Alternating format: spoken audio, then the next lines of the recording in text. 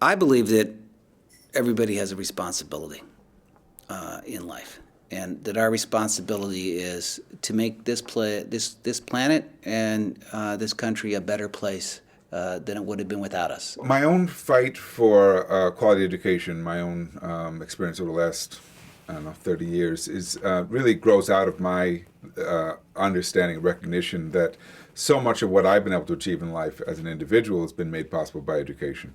I didn't kind of jump into the advocacy piece. I was, believe it or not, very kind of shy and introverted. And while I was an engaged and involved parent of going to, parent-teacher conferences or PTA meetings, I sat in the back. I didn't ask questions. I really didn't interact at all.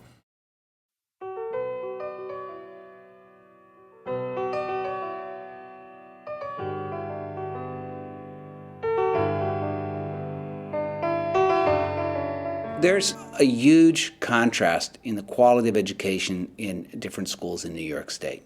We have some of the best schools in the country, and we have a lot of schools where 80 and 90% of students are graduating from high school, and that's great because that means those schools are equipped to serve the students that they're educating.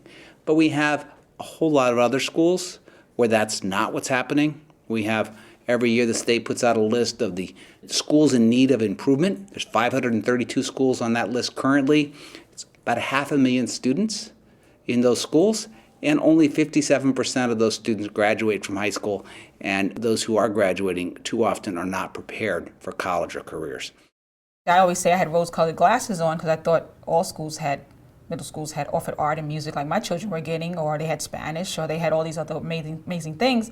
And I realized that there were so many schools in our communities that had such a lack of equity going on that I needed to start being involved. So it raised a question, why is it that in certain communities we can tolerate schools without libraries, without laboratory space for children, without gym areas? Because that's true right here in New York and true in other parts of the state. But in other communities, that would be unacceptable and certainly not the way we extend learning opportunities for children. In my child's school, in a huge comprehensive high school, where they have one or two guidance counselors for hundreds of kids, there's no way that a guidance counselor can see hundreds of children, give them the undivided attention, equal attention, and that every child comes out on top. It's just not fair. In so many districts, we will deliberately assign the least experienced teachers to teach the most challenging students. And we set the kids up and the teachers up for failure.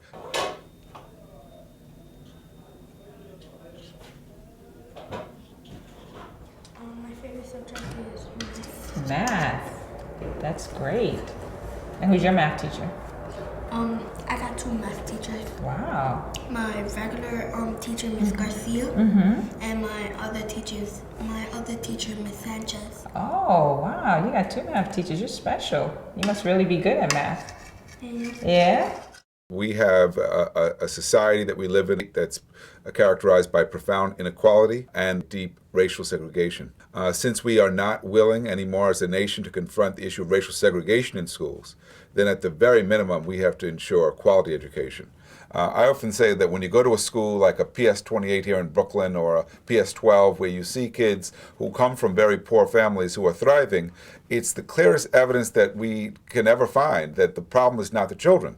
The problem is the way children are treated. The problem is our inability to provide a good school to more children.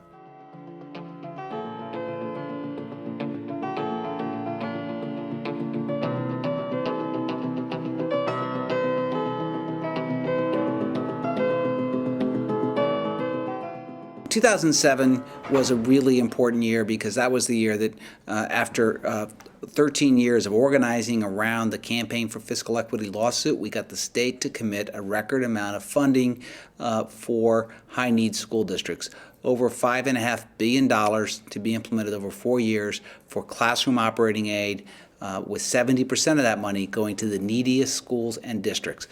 Unfortunately, 2 years down the road from there, the fiscal crisis hit, and then we ran into a defensive mode of trying to stop cuts. However, in 2010, there was a dramatic cut to education, $1.4 billion statewide, really hurt our schools. What's been happening in New York City is school closures, and that has a direct effect on this. And it has a direct effect on what happens to communities, what happens to young people, what happens to teachers. because when you get cut, you lose services. If we don't have enough money to get what stuff that we need, when we grow up, it's going to interact with our career. And we might not know as much as we need to know.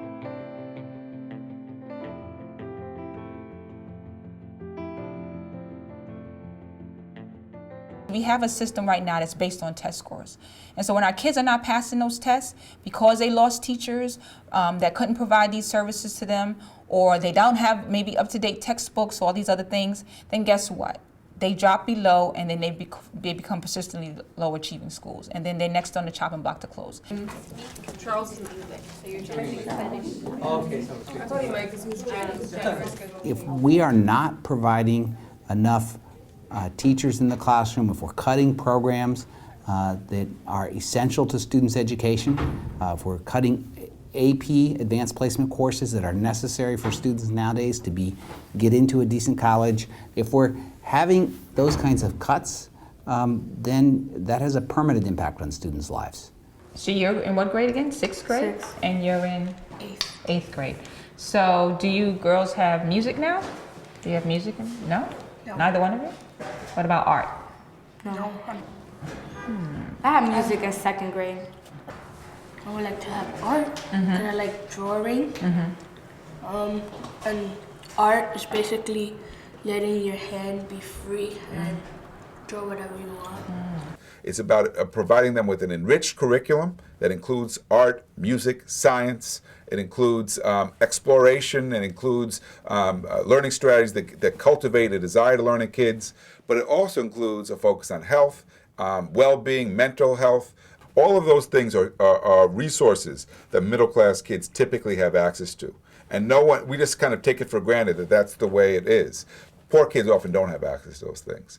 These are children's lives. What will happen to those children now? Will they be so devastated that they'll drop out next year? How many of these children don't we know about?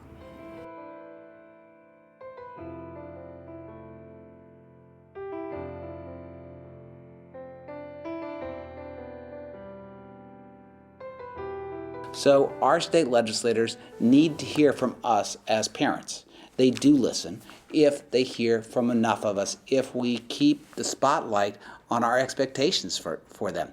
And then you talk to them sometimes and they don't understand, they don't hear what you're saying, they can't relate to the children, and you're saying to yourself, wow, these are the people that are put in place to ensure that our kids are being successful in school and they're learning and all these other things, and they can't relate. And so what that did was build more confidence in myself. What that did was build, for me, the need and knowledge to know that I have to be doing this. And it helped me kind of connect to kind of my vision of I need something more. This needs to be, we have to make this grow. This movement needs to grow. You know, it took a lot for me to hold back the tears. It was really great because, you know, they were just sharing their stories of things that they could lose. You know, you explain it once and they totally got it. Dear Governor Cuomo, we don't need budget cuts. Dear Governor Cuomo, I don't want you to cut the budget.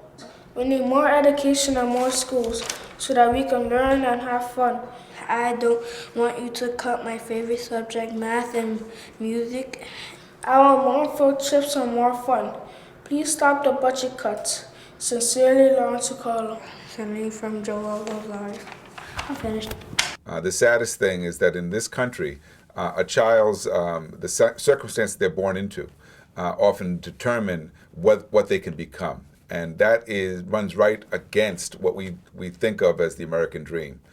We want to be a country where a child's talents, ability, work ethic is what we reward, not who their parents were or how much money they earn. I've experienced personally over and over again that when parents, students, people in communities raise their voices, they drive change. It's the only way any change has ever happened in this country that had an enduring positive impact for our communities and for all Americans. How do we work together to make some change? Do we believe that something different needs to happen? Do you see a real issue happening in your community with your personal child and or with our community as a whole?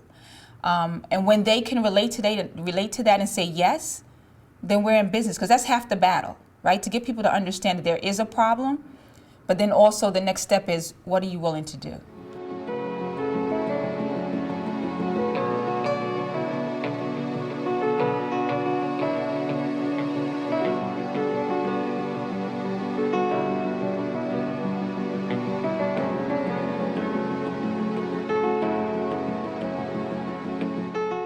You don't have to be a parent to be a public education advocate. It requires students, it requires parents, it requires grandparents, aunts, uncles, cousins, babysitters, neighbors, pastors, and whomever. This is a community effort, and we cannot win unless we have the full community working and fighting for a quality education for all of our students.